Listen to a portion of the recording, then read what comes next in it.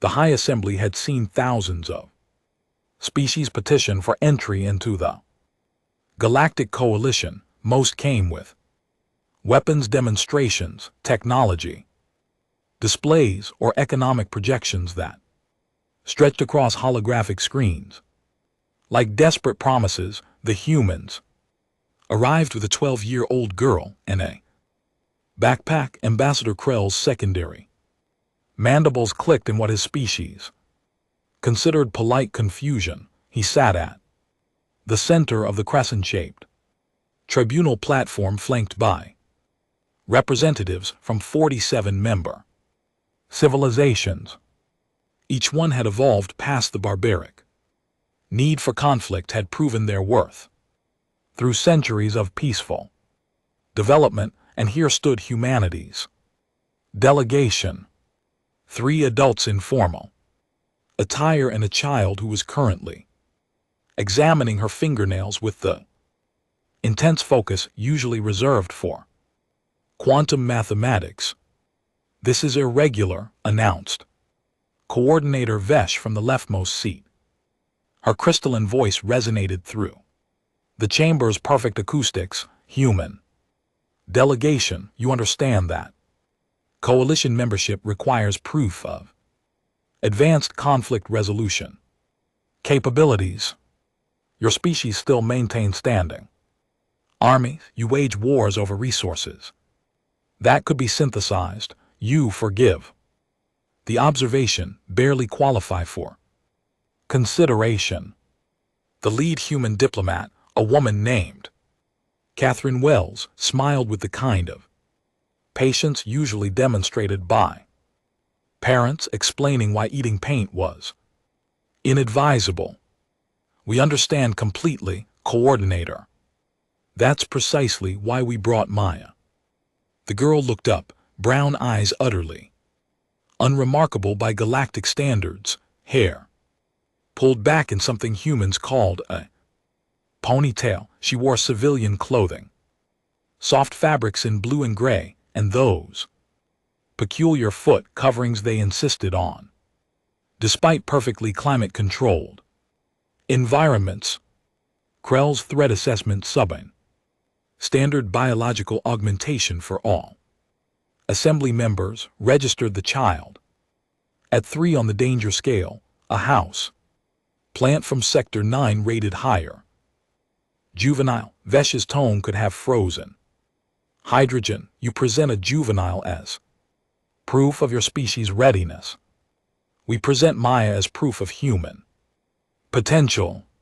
Catherine replied, "Your records show that coalition acceptance requires demonstration of either superior technology, unmatched diplomatic achievement, or, and I quote from Protocol 7.4, abilities that fundamentally alter the Assembly's understanding of what's possible." Krell accessed the referenced protocol. His optical implants flickered through 17,000 pages of bureaucratic text in 4 seconds. There it was, buried in subsection 92, a loophole older than some stellar formations originally intended for energy-based life forms or species with genuinely incomprehensible abilities.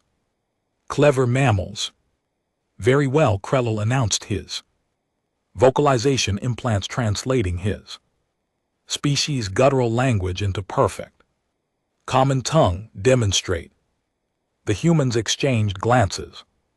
Catherine nodded to one of her companions, a broad-shouldered man named Marcus, something Krell hadn't bothered memorizing. Junior delegate designations. Marcus approached the center of the assembly floor and placed a metallic case on the presentation platform. Inside this container, Marcus began, his voice carrying that particular human quality they called confidence, are 48 objects, weapons specifically. Each one represents standard armament from different coalition species, stun batons from Keyleth, plasma disruptors from the Nor Collective, Graviton pulse rifles. From your own shipyards, Ambassador. Krell, all functional, all charged. Set to maximum non-lethal settings. Counselor Theeks, a six-armed being whose species had perfected pacifism through chemical evolution, leaned forward. You intend to attack your own child. This is proof of development.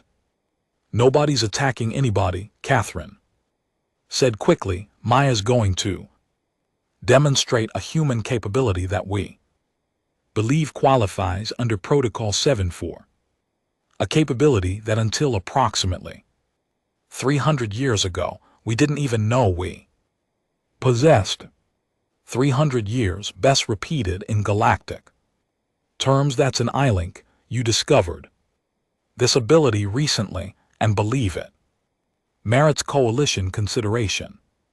We believe it changes the entire conversation about humanity's place in the galaxy, Catherine replied. Maya, whenever you're ready. The girl stood, stretched like she was preparing for physical exercise rather than some kind of demonstration before the most powerful governing body in known space.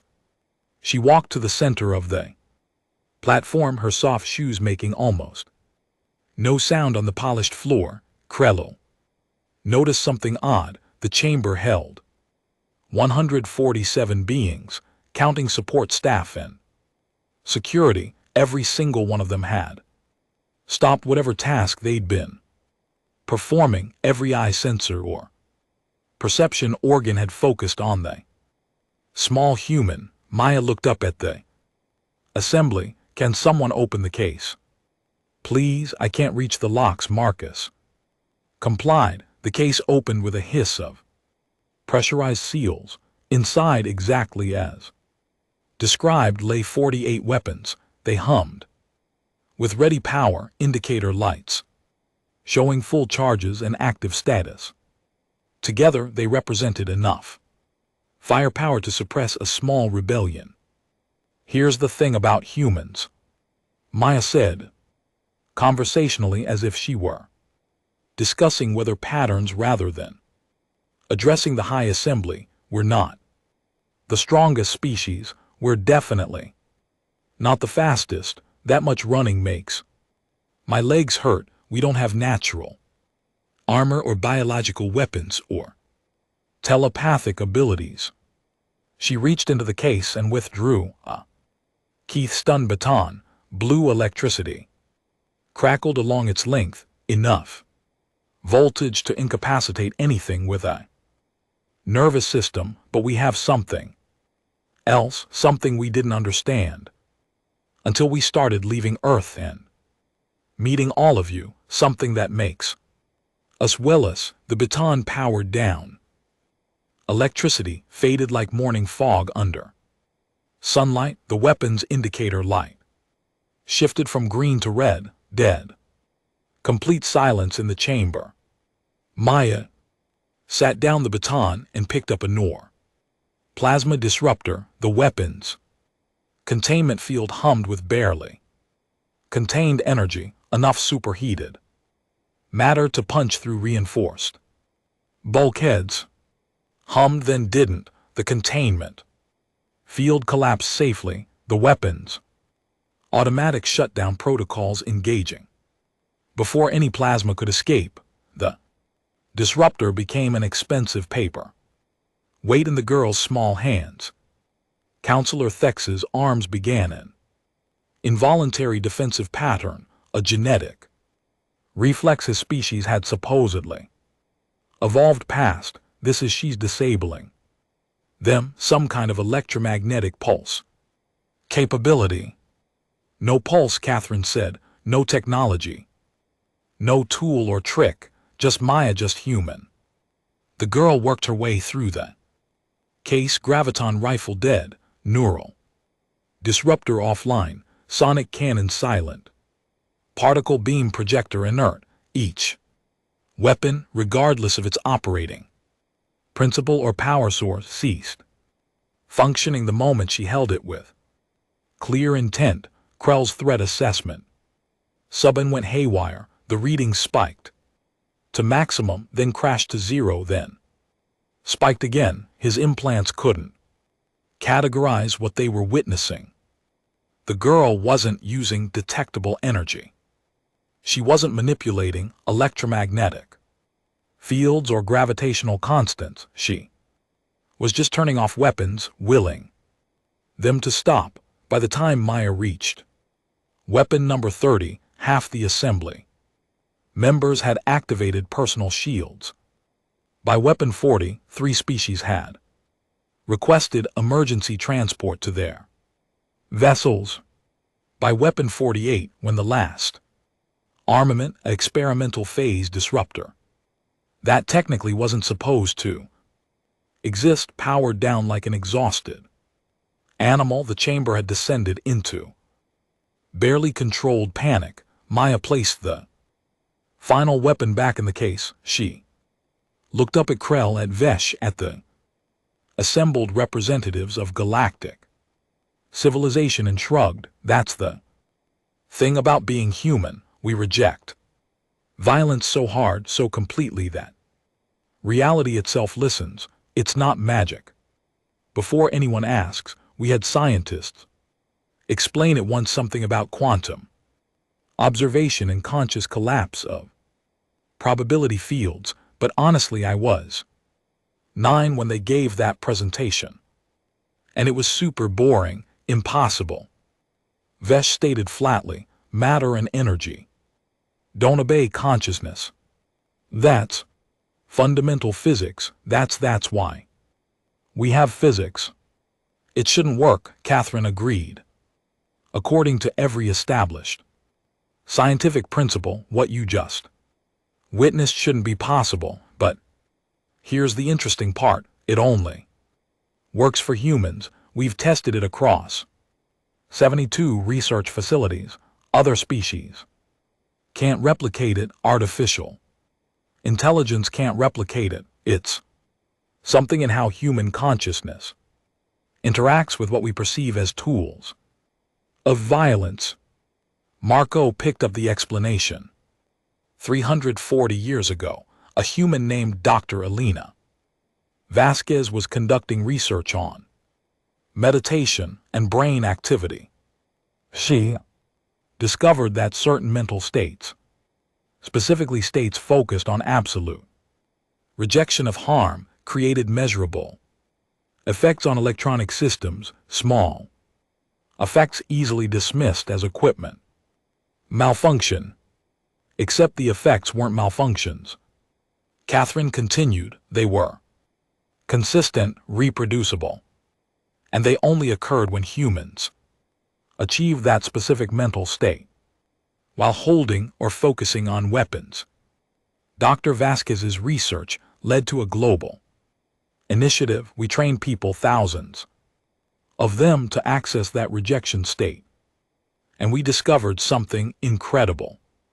Maya had returned to examining her fingernails. She looked profoundly bored by the adult's explanation. Every human has this capability, Marcus said, some stronger than others, like any trait. But every human, if properly trained and focused, can reject violence so completely that weapons cease to function. We call it the negation response. It's not telepathy or telekinesis or any conventional power. It's just us being human, being so tired of hurting each other that we developed the ability to make it stop. Krell found his voice, though it came out as more of a croak than his usual authoritative tone. This is your petition for membership isn't about your technology or your diplomacy. You're claiming that humans are what? Natural peacekeepers. We're claiming that humanity brings something unique to the coalition. Catherine said, yes, we still have conflicts. Yes, we're messy and complicated, and we argue about literally everything, but we also have this, the ability to shut down violence through sheer force of will, and we're Offering to share it, share it. Counselor Thex's voice carried layers of disbelief. You stated that other species cannot replicate this ability. They can't replicate it, Catherine. Agreed, but they can benefit from it. Humans stationed at conflict zones. Human observers in war negotiations. Human peacekeepers in disputed territories. We can't end all violence, we're not that powerful, but we can end it in proximity, within line of sight. With focus and training, a single human can create a violence-free zone extending roughly 150 m in all directions. The implications crashed through the assembly like a gravitational wave. Krell saw the calculations running behind his colleagues' eyes. Disputed mining rights in the Tertian Nebula. Resolved because weapons wouldn't function. The border conflicts between the Keyleth and the Uran Collective.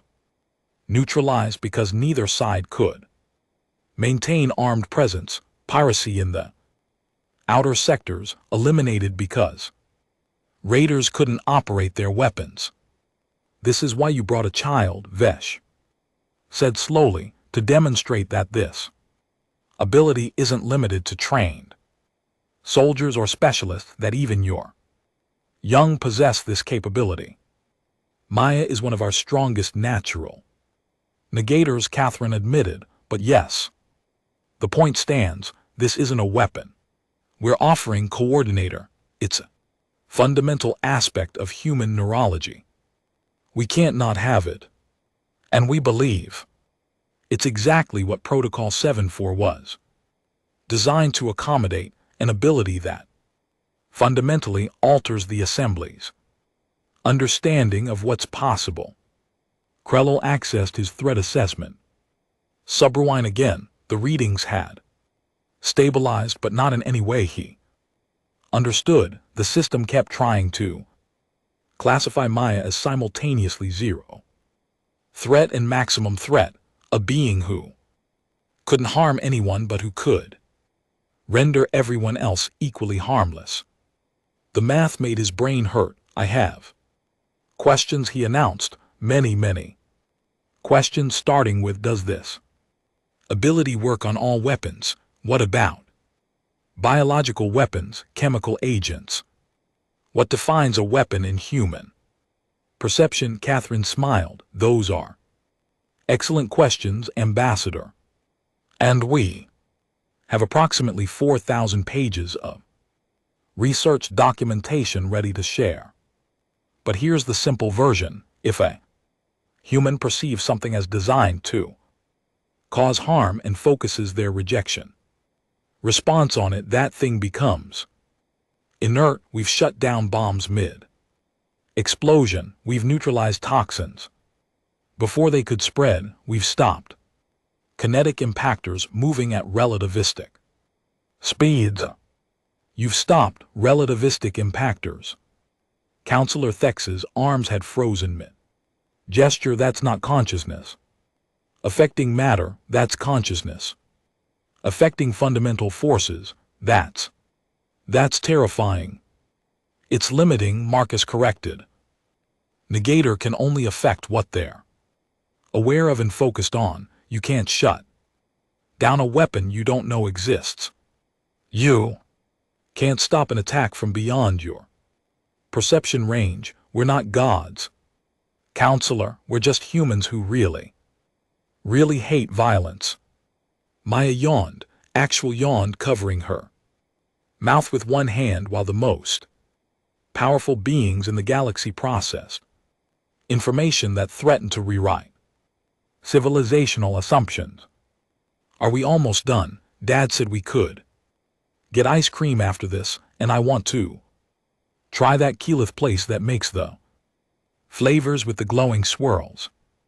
The silence that followed Maya's ice cream request lasted exactly 7.3 seconds. Krell knew because his chronometer implant logged it automatically, one of those details that consciousness fixates on when processing Impossible information. Then the chamber erupted. 47 species, each with their own communication methods, all attempting to speak simultaneously.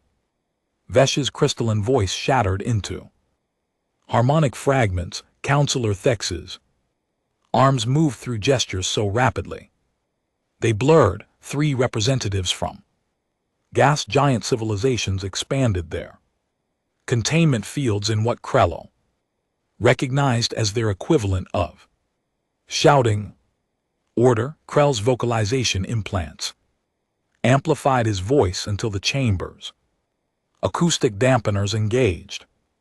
We will address this systematically, not like scavengers fighting over scraps. The noise subsided mostly. Several delegates continued what appeared to be heated arguments with their own staff members, but at least the general chaos had downgraded to manageable pandemonium. Ambassador Torin from the Varex Concordant stood, his scaled features arranged in what passed for skepticism among his people. I propose immediate verification. We cannot accept such claims on demonstration alone. For all we know, those weapons were sabotaged beforehand. Reasonable concern. Catherine acknowledged. Ambassador Torin, you're carrying a personal defense shield generator, correct? Standard issue for Vex diplomats, model 712. If your uniform insignia indicates current rank. Torin's hand moved instinctively to the device attached to his belt. That is yes. How did you? My assistant researched Coalition security protocols. Catherine interrupted. Maya, would you mind? The girl hopped down from where she'd been sitting on the edge of the presentation platform. She walked toward Torin with the casual stride of someone heading to a playground rather than approaching an alien being 3 times her size. Excuse me, sir. Maya stopped a respectful distance away. Could you activate your shield? The adults need me to turn it off so everyone stops arguing. Torin looked at Krello. Krell's mandibles clicked in what he hoped approximated approval. The Vex ambassador touched his belt device. Shimmer of energy enveloped him. Personal barrier capable of withstanding small arms fire and environmental hazards. Maya closed her eyes. Her breathing slowed, became rhythmic. The casual boredom that had characterized her demeanor vanished, replaced by something that made Krello's threat assessment sub-and spike again. Concentration. Intent. Purpose. The shield flickered once, twice, then collapsed entirely. Torin stumbled slightly. The sudden absence of the field's electromagnetic pressure catching him off guard. That device was inspected this morning, Torin said quietly. Full charge. Perfect functionality. I need to sit down. Anyone else? Catherine's question carried no smugness, just professional inquiry. We can continue demonstrations all day. Maya's been training for this presentation since she was 8. She finds it tedious, as you've noticed, but she's remarkably good at it. Counselor Vesh had regained her composure, though her voice still carried tremors. Let us assume for the moment that this ability is genuine, that humans possess this negation response. The strategic implications are staggering. You realize that every coalition member species is now calculating how to either acquire or neutralize this capability. We anticipated that, Marcus said, which is why we're not offering it as a trade, resource, or bargaining chip. We're offering ourselves human peacekeepers, human observers, human consultants. We become the ability. You can't weaponize us, because the whole point is that we Shut down weapons. You could still be compelled, Vesh. Countered, held hostage, coerced into service through threats to your families. Or home worlds. Catherine's smile disappeared when she spoke again. Her voice carried permafrost. Coordinator, I need you to understand something fundamental about humans. We are, and I mean this with complete sincerity, spectacularly bad at being controlled. We've fought wars lasting decades over abstract principles. We've chosen extinction-level consequences. Rather than submit to tyranny, you try to force a human to do something against their will, especially something involving their negation ability. They'll shut down every weapon in reign and dare you to try making them cooperate without them. Maya had wandered back to the weapons case. She was arranging the disabled armaments by size, creating a neat little lineup like toys. Miss Catherine is being polite, the girl said without looking up. What she means is we get really stubborn when people are mean to us, like really stubborn, my instructor said. Humans would rather break reality than break principles, which I guess is what we're doing with the whole making weapons stop thing. Krell accessed historical files on humanity, conflict records, resistance movements, documentation of what humans called revolutions. The pattern was undeniable. When pressed, humans didn't surrender. They adapted, persisted, or destroyed everything, including themselves, rather than submit. It made them dangerous in an entirely different way than conventional threats. So your proposal, Krell said slowly, working through the implications, is that humanity joins the coalition as what? Peacekeepers for hire. Not for hire, Catherine corrected, as equal members contributing unique capabilities. You need mediators in a war zone. Humans volunteer. You have disputed territory where both sides keep escalating. Human observers create neutral ground. You encounter a species that communicates through violence. Yes, that's happened twice. According to your records, humans can interact safely because violence doesn't work around us, but you still maintain militaries, Counselor Thex pointed out. Your own species still fights among yourselves.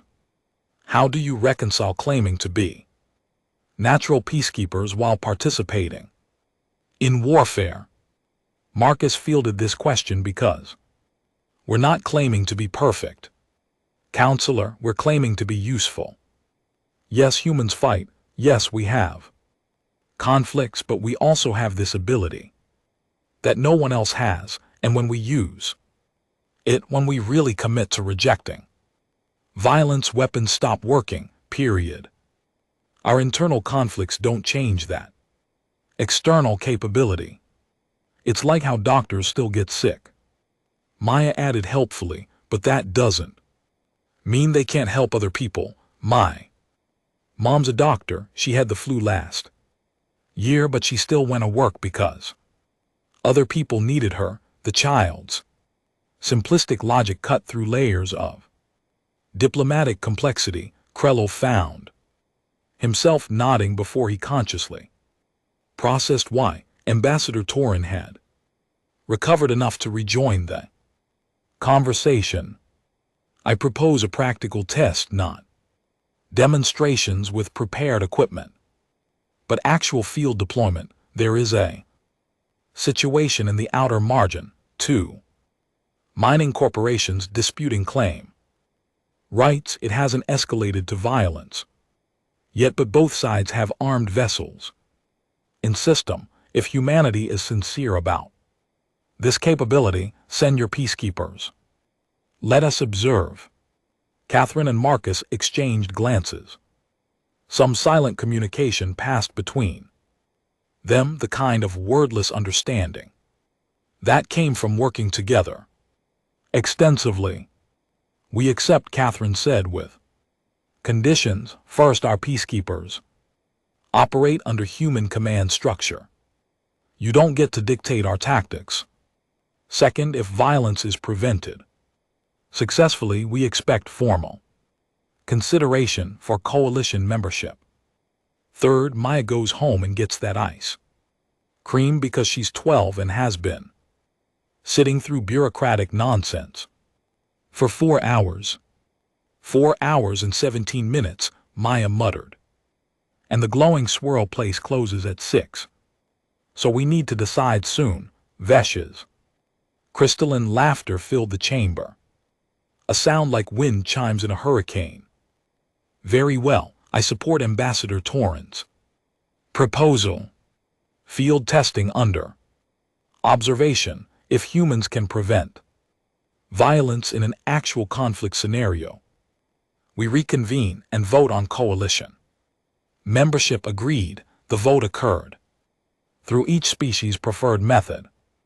Some verbal, some gesture-based, through color changes or electromagnetic signaling, but the result was unanimous. Krello found it darkly amusing, the high assembly, which typically required months of deliberation to approve cafeteria menu changes, had just agreed to a precedent-shattering decision in under 5 hours. Humans apparently had that effect. One additional question, Krell said as the formal voting concluded. Maya, you said your instructor told you that humans break reality rather than principles. What principles are you personally refusing to break? What drives your negation ability?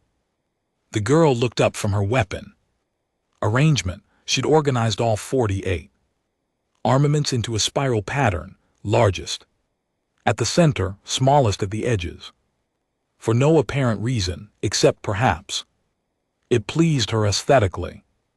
That's easy, Maya said. I don't want people to hurt each other like ever. I know sometimes people get angry or scared, and I know sometimes there are really complicated reasons why grown-ups think violence is necessary, but I don't care about complicated reasons. Hurting people is wrong. Making tools specifically to hurt people is wrong. So when I hold something designed for hurting, I just refuse. I think really hard about refusing, and the universe listens. The universe listens to a 12-year-old child, Vesh repeated softly. That may be the most human thing I've heard today. The universe listens to conviction. Catherine corrected, age doesn't matter. Training helps, focus is essential, but the core of the negation response is absolute rejection of violence. Maya has that naturally. She's always had it, even before we identified what it was. Some humans train for years to achieve what she does instinctively, and others never develop it at all. Counselor Thex asked, about 15% of humans can't access the negation response regardless of training. Marcus confirmed, we don't know why. Best theory is that it requires a certain neurological configuration combined with genuine philosophical commitment. You can't fake it, you can't force it, you have to really truly in your core being reject violence. Otherwise the ability doesn't manifest.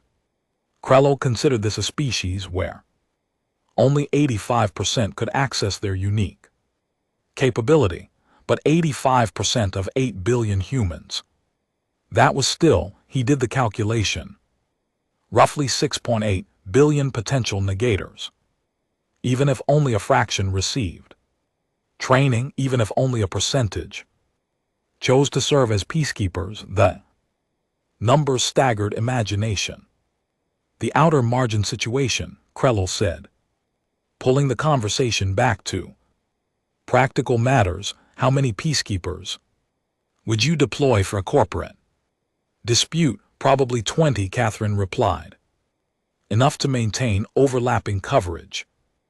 Zones ensure 24-hour presence and provide redundancy if anyone gets sick or needs rest. We'd also bring support staff, but the actual negators would number around 20 humans to prevent 2 armed fleets from engaging in combat. Torin said, either this works and changes everything, or it fails and humanity becomes a historical curiosity, remembered for making extraordinary claims. No pressure though, Maya said. Cheerfully, she'd finished her spiral and was now attempting to balance a plasma disruptor on top of a graviton rifle. Oh, that reminds me, if anyone shoots at our people during the test, we're all going to be really upset, like formally complain to the assembly. Upset. Just so everyone knows, if anyone shoots at your people, they'll find their weapons don't function. Vesh pointed out. Right, but it's rude to try. My instructor says intent matters almost as much as action. Someone who tries to hurt people but fails is still someone who tried to hurt people. The child's moral clarity was somehow both refreshing and unsettling. Krell had spent 3 centuries in diplomatic service, had navigated ethical complexities that required teams of specialists to untangle, and here was a juvenile human explaining harm and intent like they were self-evident truths that required no elaboration. Perhaps they were, perhaps humans, for all their violence and conflict, understood harm in ways that species who devolved past warfare no longer grasped. We adjourn until field test results are available, Krell announced. Human delegation coordinate with Ambassador Torin regarding deployment to the outer margin. This assembly will reconvene in, shall we say, 30 standard days. That should provide sufficient time for travel and observation. 30 days works, Catherine agreed. She was already gathering data tablets and documentation. Marcus had closed the weapons case, sealing 48 disabled armaments back into containment. Maya hopped down from the platform, landing with the resilience that human children somehow possessed. Finally, Miss Catherine, can we stop by the Keyleth place on the way back to the ship, please? I've been good all day, and I only complained about being bored like 3 times.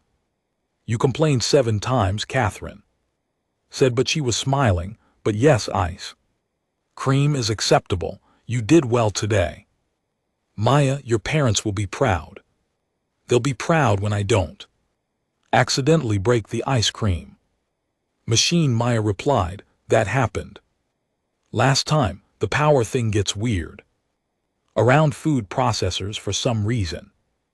The human delegation departed. Krell watched them go, 3 adults and a child who had collectively shaken the foundations of galactic governance. The chamber slowly emptied as other delegates left, no doubt rushing to contact their home worlds with news. Counselors remained, his 6 arms folded in contemplation. Ambassador Krell, are we making a catastrophic mistake? Possibly, Krell admitted, or we're witnessing the emergence of something genuinely unprecedented, a species that evolved violence to such extremes that they developed biological countermeasures, natural selection taking a very strange path. And if it fails, if humans cannot prevent violence in practical applications, then we politely decline their membership application and add a fascinating footnote to Xenobiological Archives, Krell said. But if it succeeds, thanks. If it actually Succeed. Then we're adding 8 billion living. Weapons to the coalition, Thex finished. Weapons that only work in defense only. Activate against harm, but weapons. Nonetheless, I prefer to think of them as 8 billion reasons why violence might finally become obsolete, Krello replied, though I admit both interpretations have merit somewhere in the station's commercial district. A 12-year-old human was probably arguing about ice cream flavors while carrying the weight of her species' galactic future on shoulders that barely reached adult waist height. Krello accessed weather data for no particular reason. Outside the station, local space was calm, no storms, no unusual radiation, no threats. Inside, the entire galaxy had just shifted on its axis. He wondered if Maya's ice cream place was any good. Humans seemed to take food very seriously. Perhaps he should try their recommendations. After 30 days, after the field test, after they learned whether humanity's bizarre gift was salvation or simply one more complexity in an already complicated universe, but probably, Krello admitted to himself, it was both. It was always